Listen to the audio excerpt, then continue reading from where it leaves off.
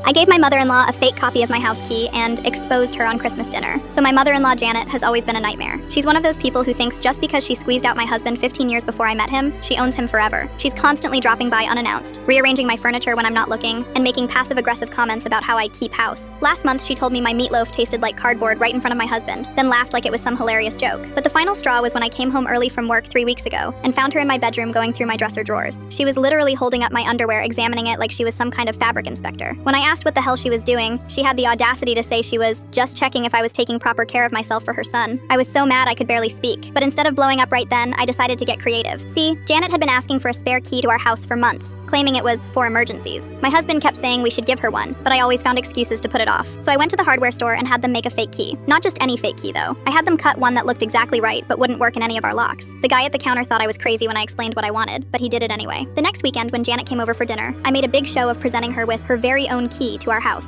I even put it on a little keychain that said, "World's Best Mother-in-Law," that I bought at the dollar store. She was so happy she actually teared up, which almost made me feel bad. Almost. For 2 weeks, everything was normal. Then last Tuesday, I got a text from my neighbor asking if everything was okay because there was a woman sitting on my front porch crying and screaming about broken keys. I knew immediately what had happened. Apparently Janet had tried to use her key to let herself in while we were both at work, probably to do more snooping. When it didn't work, she tried for like 20 minutes thinking she was doing something wrong. Then she called a locksmith, convinced our locks were broken. The locksmith took one look at her key and told her it was a fake. Janet was absolutely livid. She called my husband at work demanding he come home immediately to deal with his wife's disrespectful behavior. But here's the thing. I'd already told my husband about the fake key plan the night before, and he was actually on board with it after I told him about the underwear drawer incident. So when Janet called him screaming, he just said, "Oh, that key? Yeah, we know it's fake. Maybe next time ask before going through our stuff." Then he hung up on her. By the time Christmas dinner rolled around last week, Janet was still fuming but trying to act normal. She kept making these weird passive-aggressive comments throughout dinner about trust and family respect. Finally, during dessert, she couldn't hold it in anymore. She stood up and announced to the whole table that I had betrayed the family trust by giving her a fake key. She expected everyone to be outraged on her behalf. Instead, my husband's dad just started laughing and said, "Good for you, kiddo. Maybe now Janet will learn to knock." Turns out everyone in the family knew about Janet's boundary issues, but nobody had ever called her out on it. My sister-in-law actually high-fived me across the table. Even Janet's own mother said she thought the fake key was brilliant, and that Janet deserved it for being so nosy. Janet stormed out before we even finished the pie, and she hasn't spoken to us since.